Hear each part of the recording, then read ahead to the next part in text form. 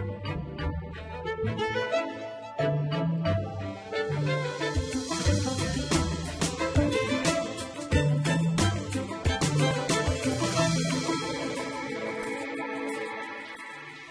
and welcome to the Parents Guide. This is where you'll find out what's going on in schools and hear some of the key issues being discussed from the parents' point of view. If you have school-aged children, this programme is for you. We'll be focusing on English and maths in primary schools with two parents, Amanda Blinkhorn and Stephen Blanchard. Hello. Hello. We're also joined by education consultant Bill Davis, who has a great deal of experience in primary schools. Hello. We've been looking at some programmes from Teachers TV and we'll be showing some extracts during our discussion. These programmes were made for teachers, but they also open up a window for parents to look into classrooms and see what's going on in schools today. In the first programme, we see how literacy is taught at Blue Gate Infant School in Tower Hamlets, London. Here, a reception class is learning to read using the basic structure of sounds and words called phonemes. I want you to hear the middle phoneme, the sound in the middle.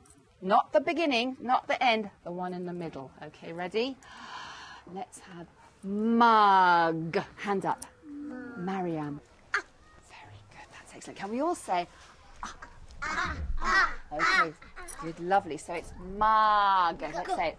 Mug. Excellent. That's the middle phoneme. Now, Teddy's going to say a word, but he's not going to say the whole word. He's only going to say the separate sounds. And you've got to work out which word he's saying, so you've got to be really clever. S, L, A, G.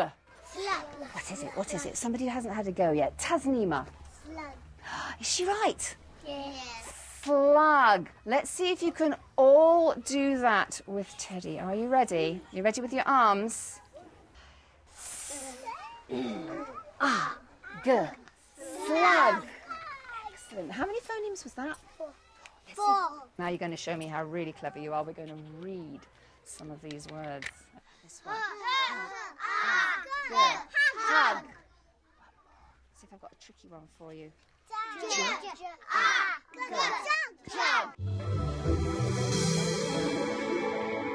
Stephen, what did you think of that lesson, and more importantly, did you know what a phoneme was? I was more or less aware of what it meant. I suppose it's a sound, individual sound, but it seems very, very similar to what we did when we were at school, sort of sounding out words, breaking them into sounds. We didn't call it phonemes, but it was the same sort of thing. But I suppose they're more conscious of what they're doing. Amanda, did you feel that that was something you understood immediately, the use of the concept of a phoneme?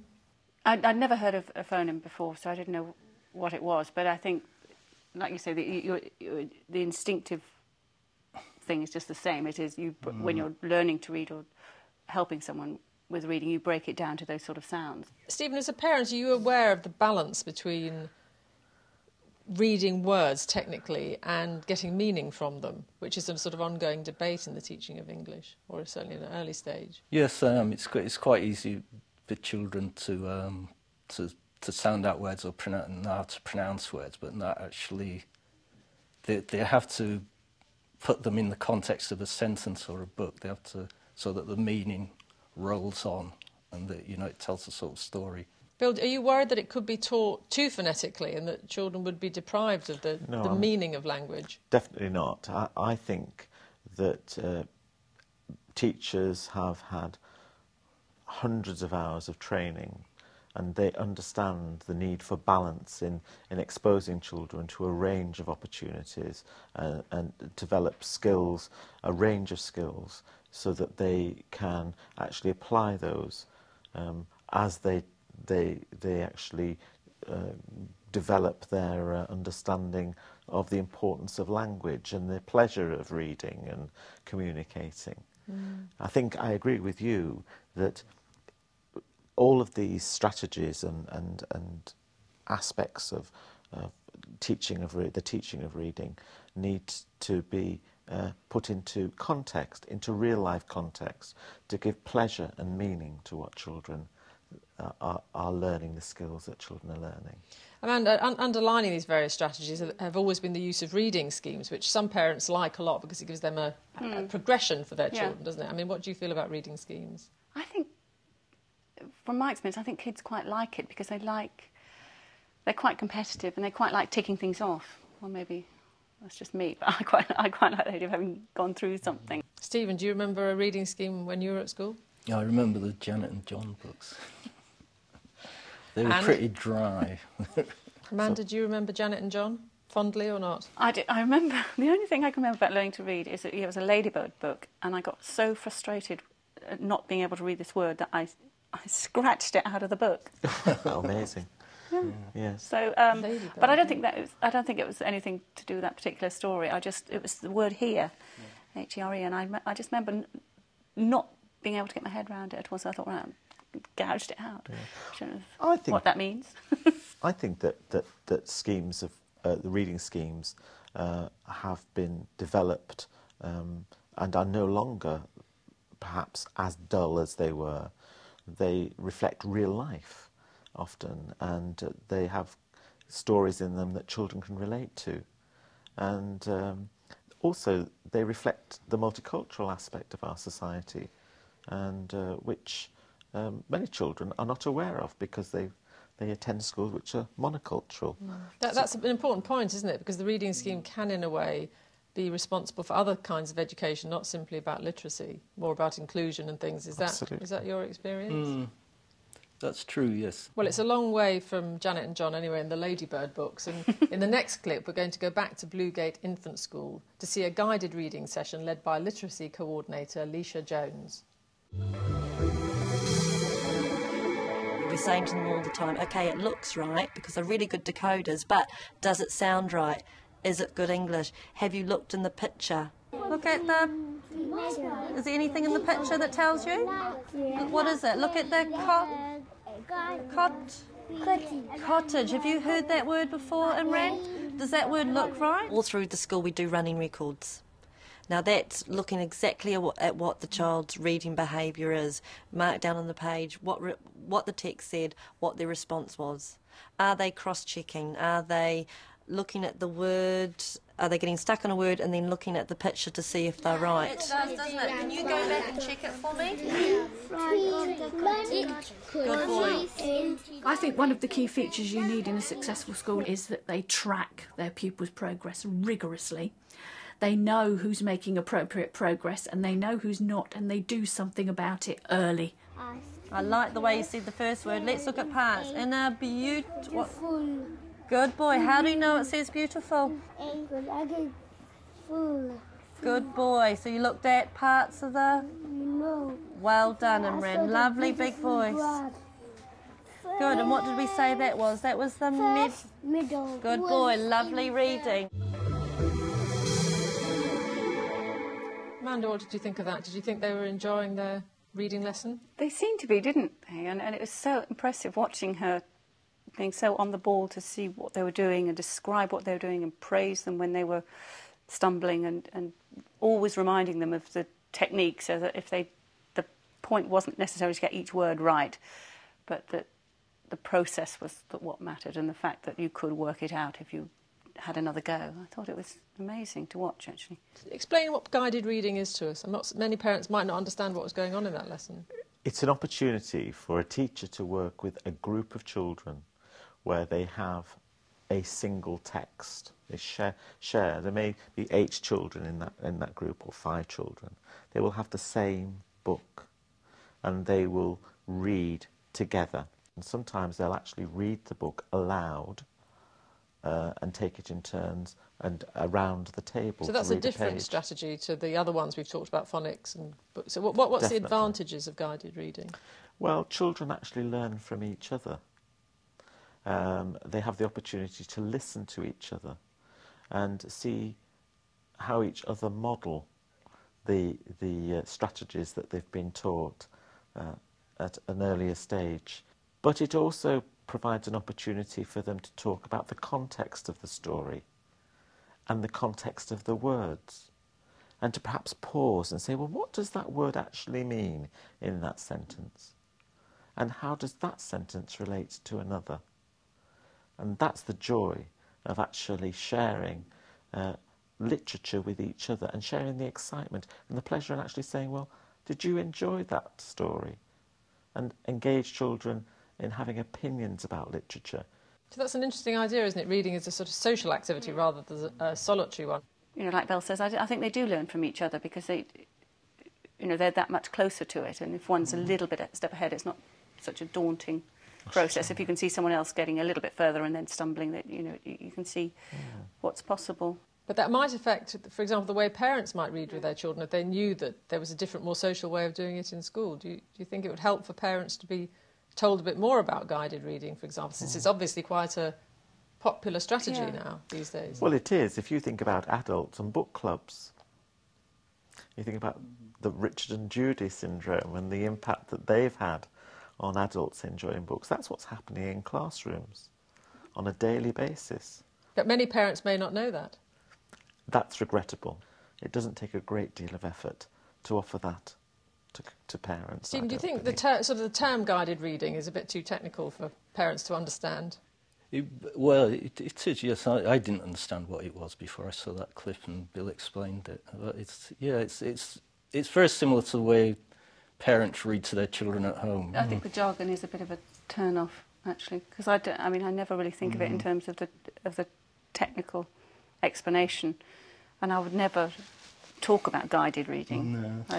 Can I just say that I think that one of the key things is that underlying that pleasurable experience is a very serious educational agenda, an agenda of assessment, of engaging with children, and really using that information and recording it after the event to track pupils' development in reading. So I think it's very important that it's not just perceived to be fun. Well, now we're going to look at some slightly older children, and we're going to go up a stage to Year 6 and see how boys are catching up with the girls at Ardley Green Junior School. In the extract, we see Louise Bartlett's class and a debate about fox hunting. The following people are for fox hunting. Adam is a dog breeder, Matthew the fox hunter, and Reese Farmer Jones. The following people... What tends to work particularly well with boys in getting them to speak is getting them to speak in role. So if they're not actually having to speak as themselves, expressing an opinion or an emotion, if they can do it through being a particular character or through being an interested party, then they're much more willing to put themselves on the line. Matthew, why are you for fox hunting? Because there are thousands of foxes out there in the world, and fox hunting is a very interesting sport. And plus, it doesn't harm the foxes because it's only a little bite on the neck from the dogs. How do you know it doesn't hurt them? You're not being bitten on the neck by a dog. Thomas, why are you against fox hunting? I'm against it because the foxes, that it's just stress for them, and also it disturbs the wildlife and nature. And the most important thing it disturbs is me. I hate it. The other children are asked to comment on the performance. It doesn't take long with other classmates as your critic saying, well, actually, I don't think you got anything done because you didn't use your time very sensibly, before they actually think, no, we want to be praised by our classmates. Now, you've seen both sides of the argument. Now it's your turn to decide. Should fox hunting be banned? Stephen, do you think it's fair that there's generally considered to be a problem with boys when it comes to English? Well, I suppose if it's there in actuality, then it should be treated as a problem, you know, steps taken. But I sort of wonder where it comes from. It seems a bit sad if boys, you know, suddenly see themselves as being less able. Do you think is that your perception as a parent of a boy, that they do fall behind girls? It didn't seem an issue with him in particular, but I do feel it kind of sets in at some point after the you know, at primary school. It seems to be, you know, the later years of primary school, and it suddenly sets in.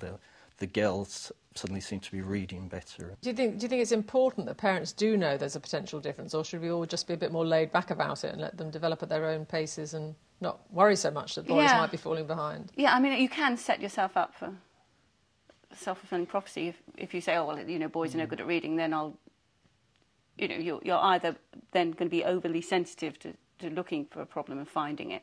You know, you might be less encouraging. Bill, why do you think there is an issue with boys? Well, there is a real issue. And I think it's related to the physiology of the brain. It's one factor. And the development of language skills by boys at an early age. But I also think it is to do with the fact that boys like action. And did you think that role play example was a good way to get boys interested, or was that more to do with speaking and listening? I wasn't quite clear whether it was writing, reading, or speaking. It's everything. That was a wonderful illustration of how all those elements are brought together to form a very realistic and appropriate learning experience for boys and girls. Did you think that was good, Stephen, the role play, getting the boys to speak? Yeah, it seemed to energise them, and they didn't seem at all self-conscious about it. And it did seem to work. Bill raised an interesting point about boys and the action thing. Yeah. I mean, they do, without falling into sort of stereotypes, they do tend to be much more physical, especially small boys. Yeah.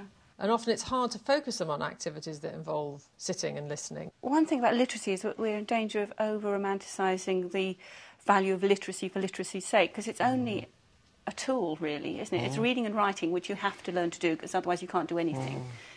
And that's what that clip seemed to be about. It was saying, let's not call it literacy, let's not call it, you know, reading and writing. Let's say we're going to do this. But in order to do that, you do have to sit down and write this down and read this and assimilate this information. OK, well, obviously functional literacy is important, but numeracy is equally important. And next we're going to travel to Jersey and Janvin's school, where they've developed a technique for teaching fractions using paper cups. In the clip, we see Louise Isaacs and her Year 3 class. They've decided that the multiplication sign should be called Love That Number. Lauren, I'd like Jay to love that number 3 times.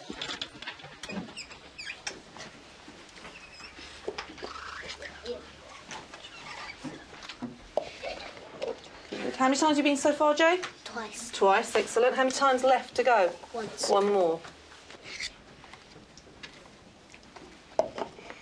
OK. So, Jay, can you count them for me, please? Good. I'm really impressed. As I'm talking, everybody else is getting on with writing this math story. When you've written this math story, watch what Jay is doing. With this type of approach, everybody can hang their hat on some sort of hook, and doesn't matter how they view those cups, it's a very vivid memory that allows them to sort of move on to the next part of the lesson, even if it's not that day, it could be later that week or even later that term.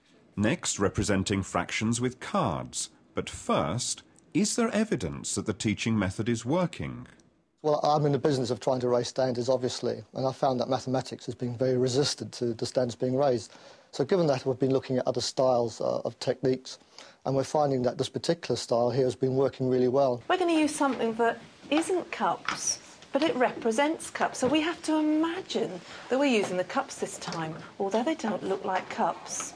But I need somebody who's feeling particularly brave to come and show us this math story using their fraction cards. Oh, come on then, Patrick, out you come.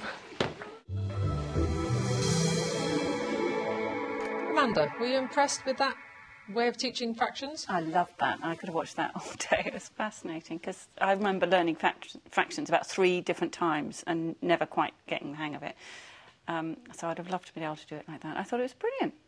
Just so simple. Stephen, would that have helped you learn fractions, do you think, in your school days? Yeah, I think we missed out all the stages, and it was just on the board, and it's kind of, yeah, it gets away from that abstract thing of, you know, plus and equal and division, and just does it in terms of physical objects, and actually moving them from one table to another. Do you think that for some parents it might seem too simplistic to be doing it with a lot of cups? They might really want their children to be sitting down learning hundreds of fractions. Have you experienced that as a former head? Yes, indeed, I have. And it's at the very early stages of my career, parents would judge the competence of the teacher by the amount of maths in the books and the amount of books that their children filled in the course of a year. That's changed considerably, and often today children may record very little in a maths lesson in the form of written work, but actually have engaged in really practical mathematical experiences which they will remember and which they will then be able to apply to simple recording, group recording, as a whole class, as a small group, in pairs, and then on their own. And we should encourage that kind of teaching, particularly the kind of practical work that's there, because it actually leads to real understanding, and the gaps that we've experienced in our lives hopefully will not occur in the future. That's a very interesting, important concept for parents to understand. I mean, do you ever have moments of panic and think, why aren't they doing their rote learning of the times tables? I think you can get too worked up about it, really. I mean, I don't really see how the schools, or why the schools should have to actively re-educate the parents. I mean, it's up to the parents to either look back a few pages if they really don't know how to do it. Yeah. I mean, the schools have got enough to do without re-teaching parents long division. I mean, Steve, would you be there on a wet Wednesday to do your long division class? I was given the opportunity and I didn't go, so I can't. Have you sneaked into the W.H. Smith's to buy a, crib I book have been off the shelf? reading these little books that they bring home, the sort of work through books. And, so you're satisfied that they are getting their entitlement to the sort of basic mathematical concepts? I got a bit anxious about this thing about the times table, learning that by rote, because it seemed to me to be so useful, and they're obviously struggling, trying to work out 4 times 7 by adding 7 lots of 4 together, and it just seemed more useful to have it at know it by rote. And okay, Bill, to defend the progressive methods of teaching maths, do you think we need to rote learn? I do. I think there's I actually think that there is to rote learn with understanding of what you are actually repeating, and I think that's the key. In the next clip from Tayfant Community School in Bristol, we see Year 4 teacher Simon Mills teaching maths using computers. His first problem, though, is to stop the children eating the data. I think the challenge in mathematics generally is the language. I think what's really important is for children to be able to talk about and use the language, because I don't think children are actually able to understand fully what the terms mean until they've had a chance to use it in conversation and to come to some kind of agreement themselves about what it means. ICT I see as a tool, it's a mediating tool, and it's also something that allows the children to see results quickly. It allows you to do things that you probably wouldn't get done normally. And one of the things that young children particularly find difficult with data handling is creating the charts themselves. The computer produces those for them, so straight away they're able to access the maths and they're not worried about presentation. Okay, well, let's have you on the carpet. The children have used the ICT suite before, but this is the first time they've come across this piece of software. 0. Quickly before we go, put your hand up if you had exactly the same frequency of sweets inside your tubes. Nobody? It'd be impossible if you want it to be equal. It'd be impossible to have them all equal. Why do you think that? Because you can't just get like 5 threads and 5 blues. So you think from the data we've got already, you think it's impossible? Yeah. Amanda, that's a different way of teaching maths using ICT. Did you feel maybe it was too much about the ICT and not enough about the maths, or did you think the balance was about right? It doesn't really matter, I suppose, because they've obviously got a huge level of skill in the ICT, and then the maths seem to be being absorbed along in the whole process of it. So I'm not sure where the division lay, but they seem to be pretty good at both. by the end of it. Does it worry you, though, Stephen, those children haven't got the required ICT skills? They might not be able to access their entitled curriculum. Yeah, I did get the impression that it was a bit chaotic in parts, that lesson, and there's, I suppose the children were helping one another, but they did seem groups that you know, were really struggling, and that they, you know, it was acting as a barrier to them understanding the maths, the fact that they couldn't open Excel, or they'd lost their data, or they couldn't work out how to do the different colours, and it did seem to be creating more difficulties. I don't know what the balance was, because I know it's very fiddly to do it by hand as well. Mm. Well, we do know, don't we, that there is an issue about some non-specialist ICT teachers using computers in the classroom and maybe not feeling confident themselves about it. Do you think that can be a problem? I think that particular clip, if we reflect on that clip, it was about exposure of those children to that software for the very first time. Inevitably, some children are going to struggle. And that's part of the assessment process for that teacher. And I believe, and I would hope, that teacher, following that lesson, would identify the children who were struggling and actually enable them, by perhaps pairing them with another child, to gain those skills.